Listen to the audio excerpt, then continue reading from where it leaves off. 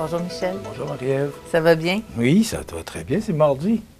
Oui, on Le lundi passé, ça va très bien. Ah, le lundi est difficile. Hein? Moi, c'est le lundi, mardi, mercredi. Comment ça vient d'aller? Quand on approche le vendredi midi, c'est pas pire. Mais ça va très bien le vendredi. Ah oui, c'est ça. C'est facile. J'aime beaucoup le mardi. On a eu une belle annonce hier du côté de Notre-Dame-du-Rosaire. Je pense que ça va faire plaisir aux parents, aux jeunes familles. Oui, et on a la preuve, Marie-Ève, on en a parlé la semaine passée, Saint-Pamphile, et toutes ces petites municipalités-là qui se prennent en main puis qui disent, bon, ben, regarde, on va s'organiser nous autres mêmes. Puis, moi, je salue la municipalité de Notre-Dame-du-Rosaire ce matin qui annonce le lancement d'un projet novateur de service de garde éducatif en communauté visant à combler un besoin croissant dans la région pour les enfants de 0 à 5 ans. Le projet émane d'une collaboration entre le comité de citoyens, la mairesse et le bureau coordonnateur de la MRC de Montmagny. Donc, avec ce projet, la municipalité permet aux enfants de se développer dans un environnement familier, à proximité de leur domicile. Ça, c'est bien important, parce que beaucoup de parents travaillent ici, parce qu'il n'y a pas d'usine à Notre-Dame-du-Rosaire, on le sait. Donc, ça permet à ces gens d'être près de leur domicile ou du lieu de travail de leurs parents. Le service de garde éducatif en communauté a été conçu pour répondre de manière adaptée aux besoins des familles en zone rurale éloignée, confrontées à l'absence du service de garde éducatif en milieu familial. Donc, évidemment, c'est pas ouvert. Non. Parce que là, on cherche les éducatrices ou les éducateurs. C'est sûr. Là, on a réglé une partie du problème. Oui. Mais je pense que le problème est encore plus grand, c'est de trouver des personnes ressources parce qu'on sait, pénurie de main-d'œuvre, c'est dans tous les secteurs d'activité. Mais on nous dit que le local situé actuellement dans l'édifice municipal offrira un environnement lumineux et distinct. Donc, le bureau de coordonnateur recherche activement 2 personnes intéressées à devenir responsables de services de garde en communauté. Donc, si ça vous intéresse, pas loin de Notre-Dame-du-Rosaire, ça se fait très bien. Alors, pour aider ces gens à réaliser leur projet. Mais ça fait du plaisir de voir, comme tu le précisais, des municipalités, des communautés qui s'organisent, des projets comme ça qui s'installent progressivement. Ça va permettre aux familles d'aller s'installer à Notre-Dame-du-Rosaire ou d'aller travailler, ou aux parents d'aller travailler dans cette section-là parce que, justement, il va y avoir des services. Oui, puis ça va, c'est ça. C'est un incitatif. Tu sais, parce que les municipalités, on sait que ces petites municipalités-là, les gens s'en viennent parce que les services sont plus difficiles à obtenir. Donc, les gens viennent s'établir dans des plus grandes municipalités où les services sont dispensés. Donc, d'arriver avec un projet comme ça, bien, ça aide. On sait que ce sont les jeunes qui veulent aménager ou se construire. Donc, ça va aider ces municipalités-là, excusez-moi, à pouvoir agrandir leur population, parce que ça augmente pas, là. Non, ça augmente pas, ça c'est certain.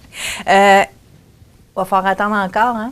Pour la motoneige, Michel, tu ne pourras pas sortir ta motoneige tout de suite, tu le sais. Écoute, on l'a appris hier. Il y en a qui vont rire, là, mais je l'ai mis sur les blocs.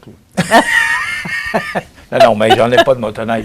Non, j'en ai déjà eu une, par exemple. Et je te dirais que j'avais un grand plaisir. C'est vraiment agréable. Excusez-moi. Mais moi, dans le temps, c'était à Sorel. Sorel, il n'y a pas de montagne. OK. Ici, je trouve tellement qu'on est choyé. Moi, à un moment donné, Gilles Ludon, propriétaire du beau site, qui était impliqué dans toutes sortes de dossiers, avait invité tous les journalistes des médias, et ça fait longtemps de ça ce que je te parle. Puis, il fournissait les motoneiges, puis on avait été faire un tour. Écoute, j'ai passé au lac Trois-Saumons, sur le lac Trois-Saumons. J'avais tellement passé une belle journée, Marie-Ève. Les sentiers ici sont extraordinaire. Alors, je trouve ça triste, mais c'est pas la première fois que ça arrive. Non. Il faut se faire une idée que les hivers sont plus tardifs, la neige, D'ailleurs, c'est ce que nous explique Bruno Aubé, on l'écoute. Pour notre secteur, ça fait quelques années là, que, disons qu'il y a des endroits comme dans le haut du comté, ils vont ouvrir un petit peu plus vite que nous autres, des fois une dizaine de jours avant. Mais pour nous ici, là, sur le bord du fleuve, comme on dit, là, c'est pas mal. Depuis quelques années, l'an passé, on a ouvert, je crois, le 16-17 là, dans le secteur. Puis là, quelques années, une fois, on a ouvert le 22, là, si je me souviens bien. Donc, c'est sûr qu'avec nos conditions, les saisons, malheureusement, rapetissent un petit peu. Mais quand c'est ouvert puis que ça va bien, bien là, c'est sûr qu'on essaye là, d'avoir les sentiers les plus beaux possibles. Mais là, c'est sûr que avant qu'il retombe de la neige, il faut qu'il retombe quasiment un pied de neige là, pour dire que les sentiers soient assez bien protégés aussi. Là. Alors bien sûr, Michel, si on suit les pages Facebook des clubs de motoneige, présentement, on va voir qu'il y a quelques petits secteurs qui seraient prêts, qui seraient ouverts, mais à vos risques et périls, comme on dit. On vous informe sur les rivières qui sont gelées et tout. Sauf que si vous vous rendez sur e-motoneige, entre autres, vous aurez l'information que officiellement, c'est pas ouvert. Bon. Puis là, oui, il y a des petits secteurs, mais on sait que tous les sentiers se relient ensemble. C'est ça. Alors, s'il y a un petit secteur qui n'est pas ouvert, puis aussi, Marie-Ève, je veux juste mentionner les cours d'eau. Oui. Il faut vraiment passer ou utiliser les sentiers balisés parce que là, on assure qu'on peut passer sur une rivière ou non. Et ça, il y a tellement d'accidents qui arrivent à chaque année. Alors, la prudence est de rigueur. Et comme il n'y a pas encore eu de grand froid, bien, il faut vraiment respecter les sentiers balisés. Et je terminerai en disant d'acheter votre passe, parce que c'est ce qui permet, merci, de chercher mes mots.